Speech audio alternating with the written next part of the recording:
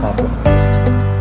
I'm out here in Mesa, Arizona today, holding this beautiful one-level, 4-bedroom, 2-bath home open, but it has one major flaw. The flooring's bad. I'm gonna flip this camera around and I'm gonna show you what to look for so you know bad flooring when you see it. I'm walking through the family great room area. See, isn't that beautiful?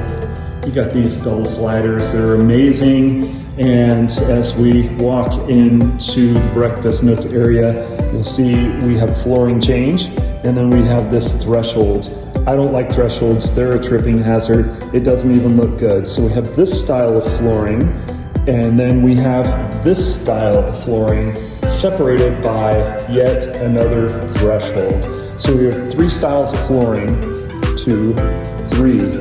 Within this space. This is not good. This needs to be totally ripped out. So here in the entryway, we have a beautiful entryway. We have a style of flooring that flows pretty nicely through the front door. This looks like it is porcelain planks, glued and grouted together. However, on the wall, we have quarter rounds. And the ceramic tile, they weren't put in very precisely. As you can see, we have some really big gaps, and this just looks ugly. But wait, there's more. Okay, so here we are again in this beautiful family great room. Not crazy about the accent wall, but we can forgive that problem. There's a problem right here in the middle of the floor.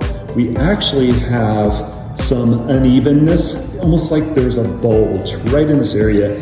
When you shuffle your feet across it, you can feel it. There's another one right here. We're headed into the primary room right in this area right here.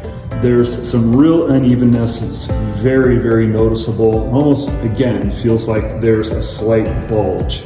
So red flag all the way. Now we're in the kitchen and we have a real problem with the kitchen flooring. It's actually coming up. You see this piece of flooring right here?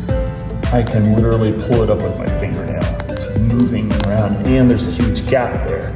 So all of this, look at that. All of this is compromised. So here we go into the secondary bathroom. We have a beautiful bathroom, double vanity, tile shower, and yet we have another flooring change here. We have a style change, and the shift is again separated by a threshold. And we have some LVP, some very cheap grade LVP.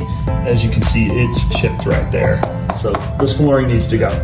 What's all this gonna cost? Well, here's the breakdown. This is a 2,000 square foot home. We're gonna have to pay our flooring contractor a couple of $1,000s to remove all of the existing flooring and dispose of it. And then we're gonna pick out our new flooring at $3.50 a square foot, which means it's gonna cost us an additional $3.50 a square foot to install it at $7 a square foot.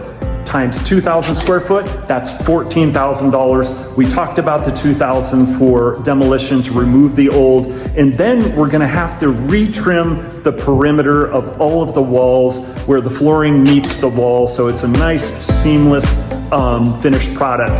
That's gonna cost an additional $4,000. So we're probably looking at somewhere around $20,000 to $21,000 to get this job done and get it done right. Before you buy that dream home that has crappy flooring, at least know what you're looking at when it comes to flooring replacement. For more home improvement tips from a realtor, hit that follow button.